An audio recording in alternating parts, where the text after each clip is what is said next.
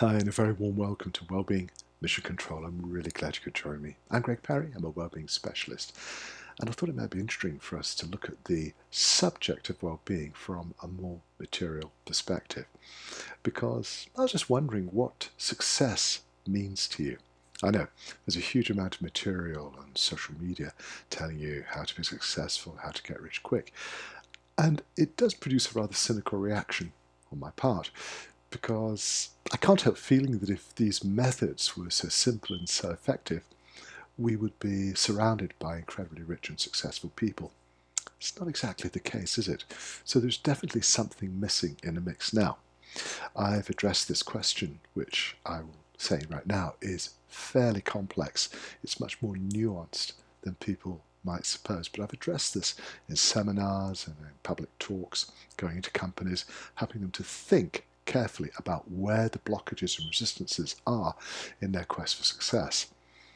And one of the problems is that we are often, well, not so much often, but all the time, driven by deep-seated conditioning, programmed behavior, as you probably guessed I was going to say this, laid down in early childhood. You know, we're highly susceptible to this kind of influence in the first 6 or 7 years of our lives.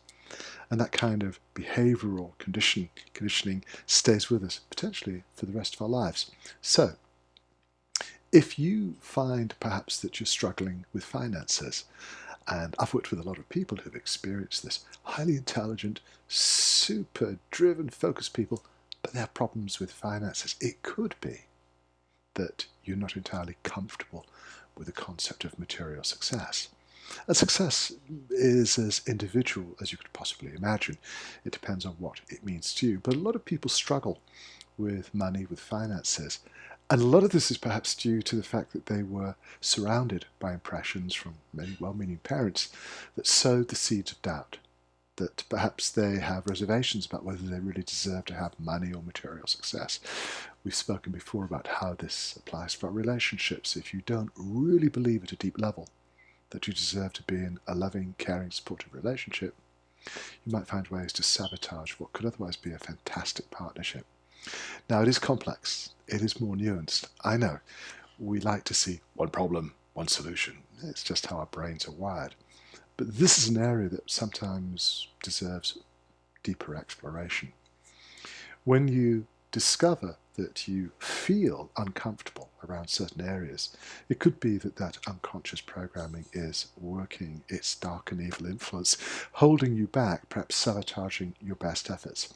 And that's why it's so important to develop a really robust belief system in not just your ability to achieve your goals, but in your worthiness to have the rewards, to create the results that you desire, but to give yourself the freedom to actually enjoy them, to appreciate them, to have that attitude of gratitude. I think you might have heard that before somewhere, that can help you to move perhaps further, not in a never-ending quest for more and more and more, but simply to say, this is a worthwhile objective, I'll achieve it for me, for others, and I will enjoy the satisfaction of that particular completion of a goal or resolving a problem, whatever it is. Your beliefs are pivotal to this particular issue.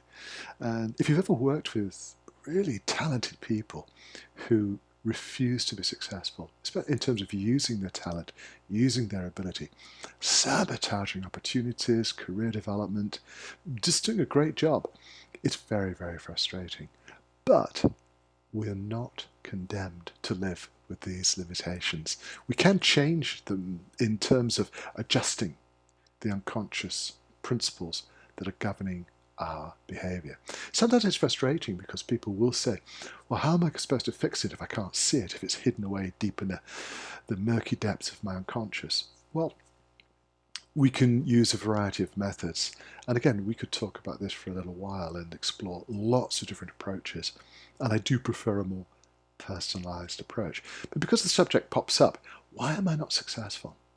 Why don't I really feel that I deserve to be successful? Have you met people who feel that even though they've achieved a discernible measure of success, promotion, status, however you want to describe it, they feel that they're fake?